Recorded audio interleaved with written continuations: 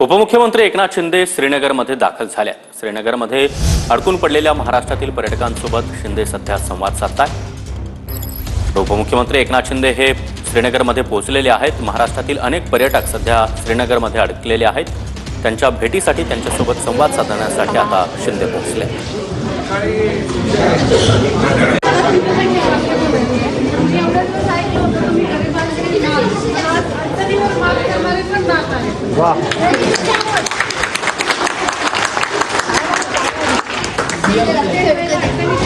तुम्ही आमच्यासाठी वैयक्तिक आलात धन्यवाद।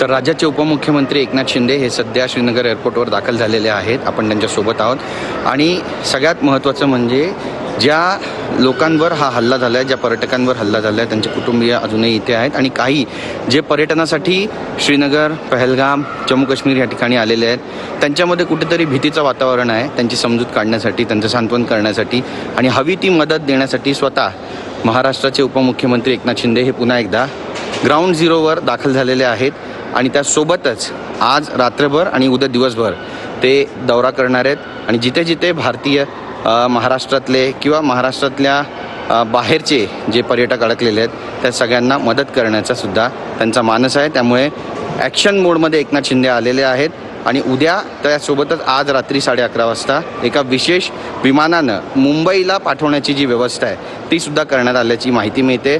त्यामुळे हे सगळे जे अडकलेले पर्यटक आहेत त्यांची सुखरूप मुंबईमध्ये घरवापसी कशा पद्धतीनं होणार आहे पाहणं महत्त्वाचं ठरणार आहे। कॅमेरा पर्सन योगेशचा गिरीश गायकवाड, TV9 मराठी, मुंबई।